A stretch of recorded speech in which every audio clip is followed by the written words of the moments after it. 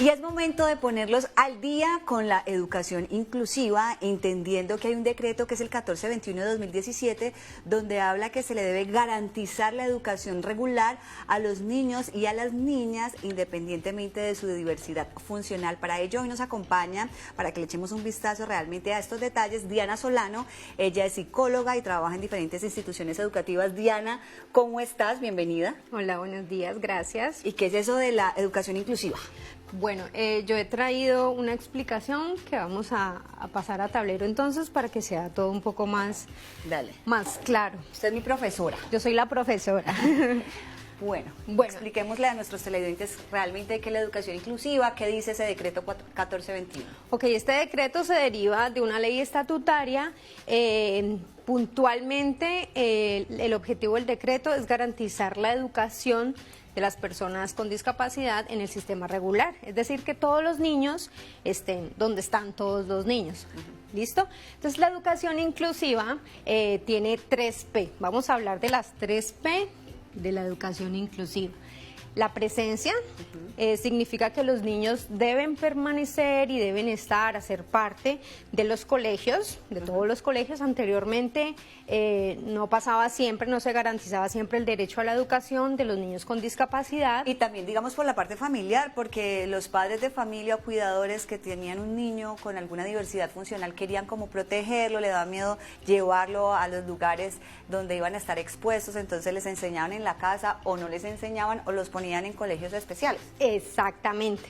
Lo que procura el decreto es que se garantice, insisto, el derecho a la educación de este tipo de niños, para que estén con todos los niños y tengan toda la experiencia escolar que los otros niños y niñas. Entonces, que estén en el sistema de educación, que participen, porque sin participación no hay inclusión. ¿Cómo así participación? Que sean tenidos en cuenta para las actividades, que la parte académica considere flexibilizar un poco el currículo, que en la socialización, a las habilidades para la vida, se garantice que hayan avances y progreso. Anteriormente se le decía integración, no inclusión. Integración era que hacían parte del sistema educativo, pero estaban igual, se veían como en un espacio incluso y en actividades distintas. Como un subgrupo. Como un subgrupo, exactamente. Sin participación no hay inclusión. Esto nos pone un reto importante porque significa que tenemos que pensar en ideas para que se haga efectivo este progreso y no haya exclusión. Básicamente es lo que ocurre aquí. Entonces, hay un elemento súper valioso que se llama el diseño universal del aprendizaje, y estos son una serie de herramientas, actividades, recursos, materiales que se piensan para que todos los niños... Sí, hay que entender una cosa, y es que igual así los niños no tengan diversidad funcional, tienen inteligencias distintas. Exactamente. Es decir, hay gente que aprende más fácil a través de lo visual, otro desde lo auditivo, otro desde tocarlo, desde el gusto.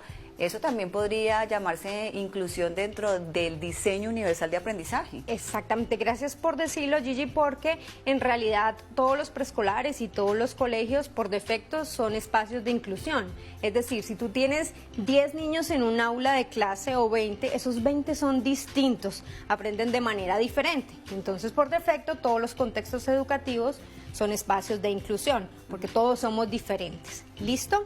Entonces, el diseño universal del aprendizaje nos propone lo siguiente, que es el ejercicio que vamos a hacer contigo en mesa, y es, pensemos un poco cómo eran nuestras clases cuando estábamos en el colegio o en la universidad, pero hablemos puntualmente del colegio, y es que por lo general era una clase magistral y algunos entendían, 5 más o menos, otros quedaban con bastantes dudas, pero hasta ahí llegaba como la enseñanza.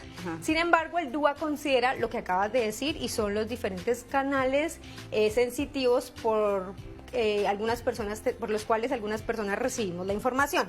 Por supuesto, todos, algunos niños son visuales, otros niños son auditivos, otros niños son kinestésicos, que nos habla del movimiento, de la parte del cuerpo, o algunos tenemos diferentes canales de información, pero hay que tratar de identificar, y este es un rol importante de los maestros, nuestros niños cuáles son sus canales más dominantes, ¿sí? Para aprovechar esa información. La motivación entra a ser un papel fundamental en la inclusión, ¿sí?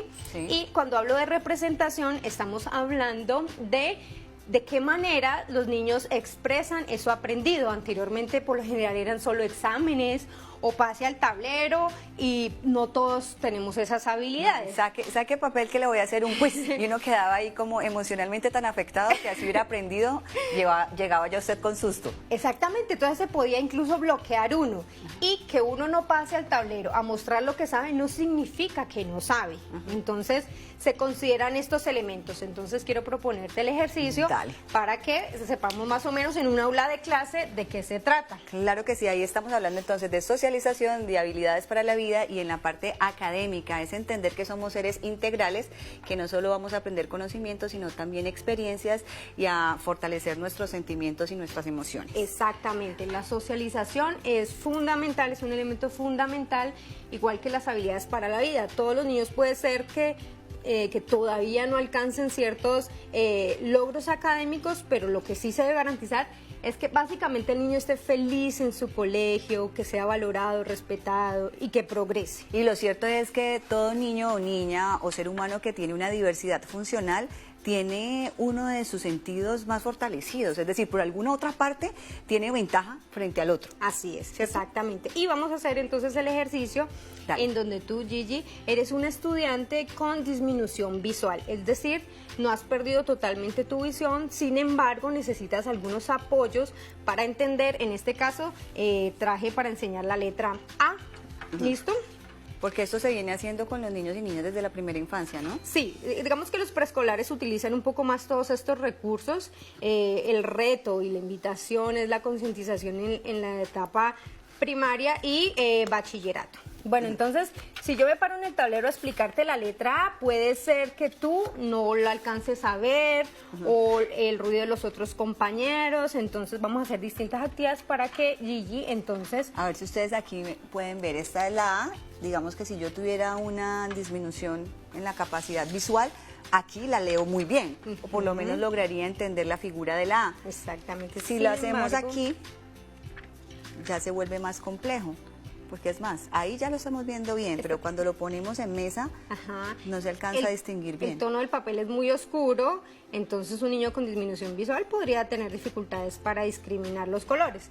En una hoja en blanco nos quedaría un poco mejor, incluso podríamos poner más gruesa los bordes para que tú puedas recortarlo. Entonces, yo lo voy recortando mientras usted me va enseñando otras de las técnicas que utilizan para que los niños con discapacidad visual tengan la posibilidad de aprender. Exactamente.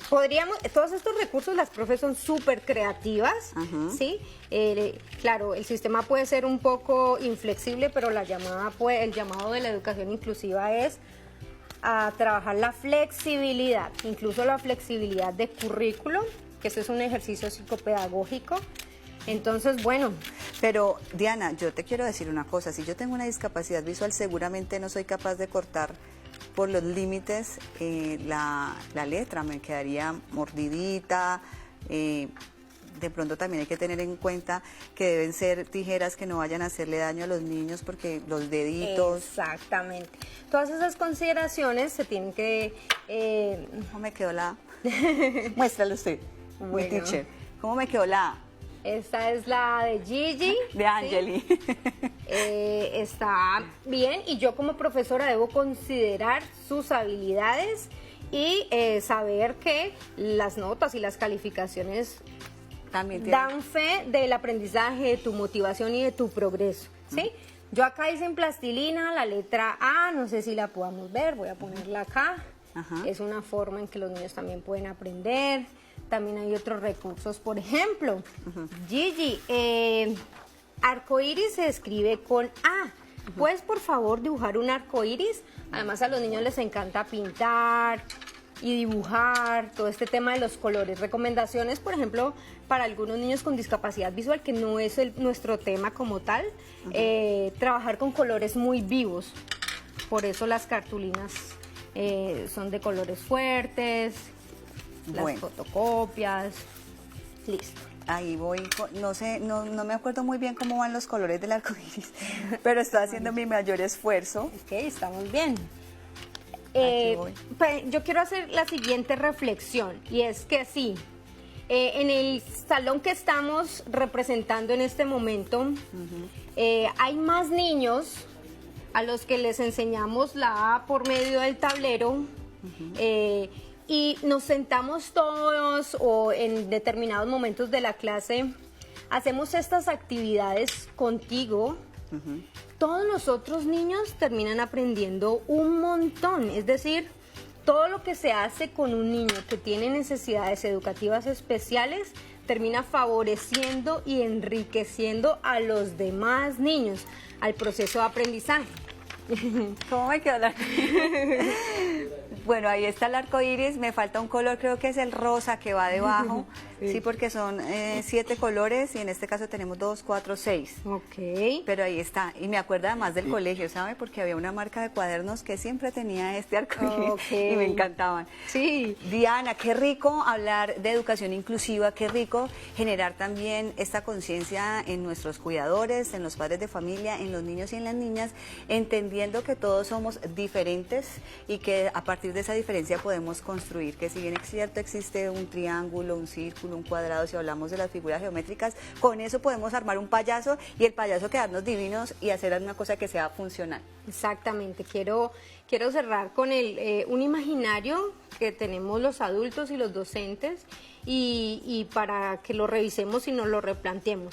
Este ejercicio que hicimos aquí, si ocurre en un salón de clase, definitivamente todos los niños tienen acceso a otras formas de aprender el mismo tema. O sea, que cuando el imaginario nos dice que un niño con inclusión en un aula regular desacelera o afecta negativamente los procesos de los otros niños, en realidad no es cierto.